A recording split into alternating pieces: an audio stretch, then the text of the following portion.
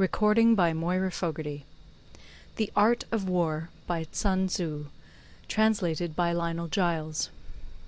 Part 1. Laying Plans.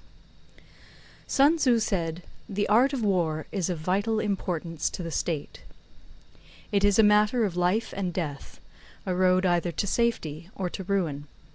Hence it is a subject of inquiry which can on no account be neglected. The art of war, then, is governed by 5 constant factors, to be taken into account in one's deliberations, when seeking to determine the conditions obtaining in the field. These are 1. The moral law, 2. Heaven, 3. Earth, 4. The commander, 5. Method and discipline. The moral law causes the people to be in complete accord with their ruler, so that they will follow him regardless of their lives, undismayed by any danger. Heaven signifies night and day, cold and heat, times and seasons. Earth comprises distances, great and small, danger and security, open ground and narrow passes, the chances of life and death. The commander stands for the virtues of wisdom, sincerity, benevolence, courage, and strictness. By method and discipline are to be understood the marshalling of the army in its proper subdivisions, the graduations of rank among the officers, the maintenance of roads by which supplies may reach the army, and the control of military expenditure. These 5 heads should be familiar to every general. He who knows them will be victorious. He who knows them not will fail. Therefore, in your deliberations, when seeking to determine the military conditions, let them be made the basis of a comparison in this wise. 1. Which of the 2 sovereigns is imbued with the moral law? 2. Which of the 2 generals has most ability? 3. With whom lie the advantages derived from heaven and earth? 4. On which side is discipline most rigorously enforced? 5. Which army is stronger? 6. On which side are officers and men more highly trained? 7. In which army is there the greater constancy both in reward and punishment? By means of these 7 considerations I can forecast victory or defeat. The general that hearkens to my counsel and acts upon it will conquer. Let such a one be retained in command. The general that hearkens not to my counsel nor acts upon it will suffer defeat. Let such a one be dismissed. While heeding the profit of my counsel, avail yourself also of any helpful circumstances over and beyond the ordinary rules. According as circumstances are favourable, one should modify one's plans. All warfare is based on deception. Hence, when able to attack, we must seem unable. When using our forces, we must seem inactive. When we are near, we must make the enemy believe we are far away. When far away, we must make him believe we are near. Hold out baits to entice the enemy, feign disorder, and crush him. If he is secure at all points, be prepared for him. If he is in superior strength, evade him. If your opponent is of choleric temper, seek to irritate him. Pretend to be weak, that he may grow arrogant. If he is taking his ease, give him no rest. If his forces are united, separate them. Attack him where he is unprepared. Appear where you are not expected. These military devices, leading to victory, must not be divulged beforehand. Now the general who wins a battle makes many calculations in his temple ere the battle is fought. The general who loses a battle makes but few calculations beforehand.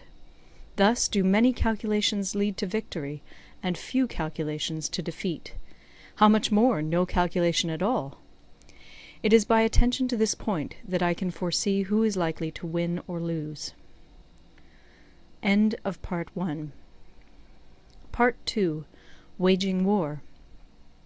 Sun Tzu said, "In the operations of war, where there are in the field 1,000 swift chariots, as many heavy chariots, and 100,000 mail-clad soldiers, with provisions enough to carry them 1,000 li, the expenditure at home and at the front, including entertainment of guests, small items such as glue and paint, and sums spent on chariots and armour, will reach the total of 1,000 ounces of silver per day. Such is the cost of raising an army of 100,000 men. When you engage in actual fighting, if victory is long in coming, then men's weapons will grow dull and their ardour will be damped. If you lay siege to a town, you will exhaust your strength. Again, if the campaign is protracted, the resources of the state will not be equal to the strain. Now, when your weapons are dulled, your ardour damped, your strength exhausted, and your treasure spent, other chieftains will spring up to take advantage of your extremity. Then no man, however wise, will be able to avert the consequences that must ensue. Thus, though we have heard of stupid haste in war, cleverness has never been seen associated with long delays. There is no instance of a country having benefited from prolonged warfare. It is only one who is thoroughly acquainted with the evils of war that can thoroughly understand the profitable way of carrying it on. The skilful soldier does not raise a second levy. Neither are his supply wagons loaded more than twice. Bring war material with you from home, but forage on the enemy. Thus the army will have food enough for its needs. Poverty of the state exchequer causes an army to be maintained by contributions from a distance. Contributing to maintain an army at a distance causes the people to be impoverished. On the other hand, the proximity of an army causes prices to go up, and high prices cause the people's substance to be drained away. When their substance is drained away, the peasantry will be afflicted by heavy exactions.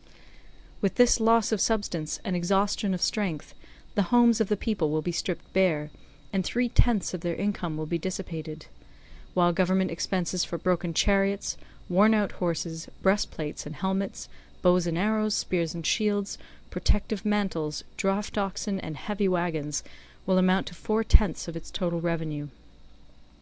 Hence, a wise general makes a point of foraging on the enemy. 1 cartload of the enemy's provisions is equivalent to 20 of one's own, and likewise a single picul of his provender is equivalent to 20 from one's own store. Now, in order to kill the enemy, our men must be roused to anger. That there may be advantage from defeating the enemy, they must have their rewards. Therefore, in chariot fighting, when 10 or more chariots have been taken, those should be rewarded who took the first. Our own flags should be substituted for those of the enemy, and their chariots mingled and used in conjunction with ours. The captured soldiers should be kindly treated and kept. This is called using the conquered foe to augment one's own strength. In war, then, let your great object be victory, not lengthy campaigns. Thus it may be known that the leader of armies is the arbiter of the people's fate, the man on whom it depends whether the nation shall be in peace or in peril. End of Part 2.